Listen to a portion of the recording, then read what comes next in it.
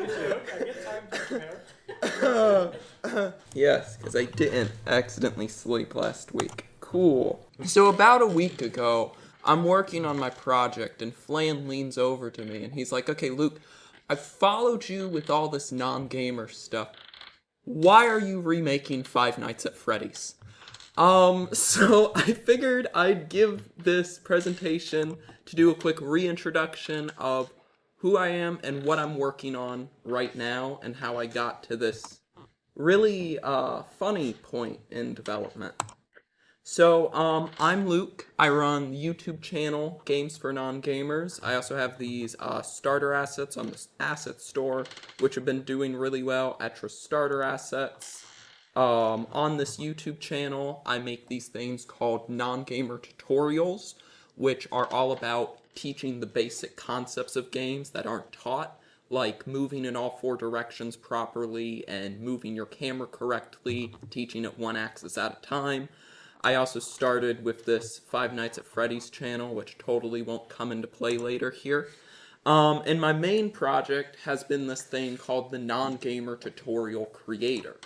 And what this does is you make those non-gamer tutorials I mentioned before, and you select your character, what you want to have taught, you assemble it together, and then you just add it to your game, sort of like on the main menu, so it's an optional thing for players to play before the actual game.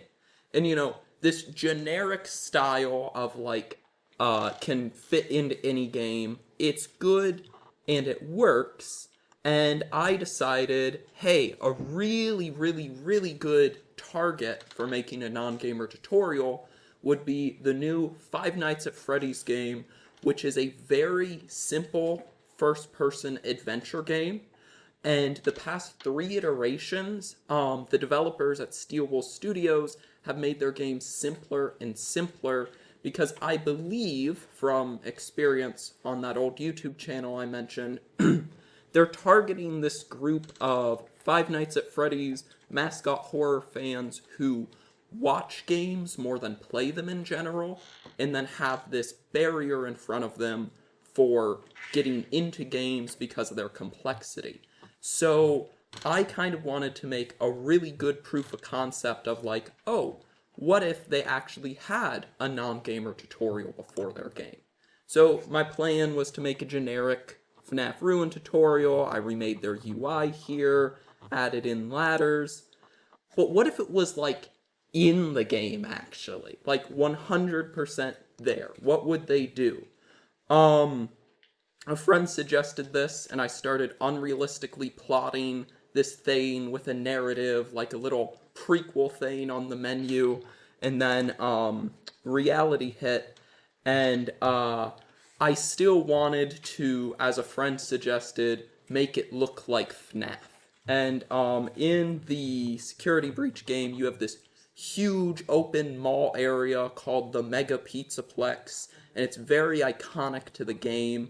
But I'm one person. So, in order to do that, I had a few options. First of all, I could recreate everything, which wasn't really reasonable. This is my art level on the right, and I couldn't really make the super mall. Okay, so that was out of the question. The second suggestion I got repeatedly was crime. The developers are very supportive of fan creations, which is cool. And using some of their assets they've allowed in fan creations with donations and even funding some projects. The problem is that Mega Pizzaplex Place actually uses Unreal Engine assets by Blueprint Games, who was here. So I kind of don't want to take that and then be beat up once they're back in the house. So, crime was out of the question. Minecraft seems to be the solution here. In my tutorial creator, I actually had to have a support for Minecraft texture packs. For a few reasons, but mostly because it was really funny. And then I found this beautiful recreation of the Pizzaplex in Minecraft. And I kind of just simply had to import it in. It was not simple. And then I added a bunch of other models in as well. I ended up doing a voice script with a bunch of different lines, all sorts of custom sound effects, and I had to jump between Unity, Security Breach, and Minecraft over and over to craft this creation, which instead of 10 days, it's taken 33 days, but the result is something that would be, this is what the game would look like if officially in the project. And yeah, right at the menu, a sort of mini prequel thing, and it'll hopefully be out in like 2 days here. And that's what I've been working on. We gotta get the jump scare though.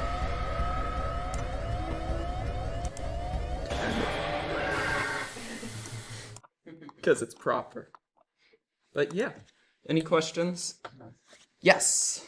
So, do you plan on contacting Five Nights at Freddy team? See if they wanna use this or promote this for free? I Or are you mean, afraid of getting sued?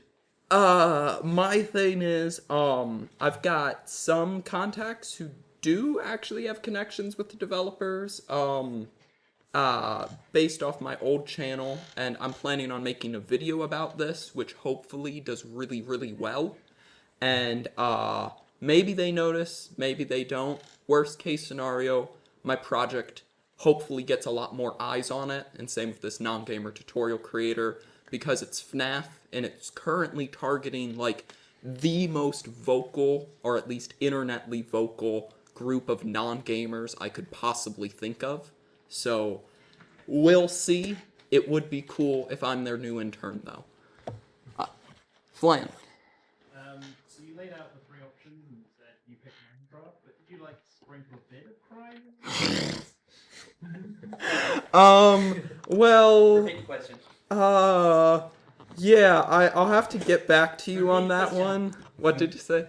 Oh, yeah, it was, yeah, I said the 3 options, recreate everything, crime, and Minecraft. He asked, did I sprinkle a little bit of crime in here? And I'm like, well, it kind of, I actually am having a bit of a copyright issue with these Minecraft texture packs, and I've got to rework a lot of them, and I got an apology from Unity official on the asset store, so there was a bit of crime that I did actually remove, so. Yeah. All right. Well, thank you so much.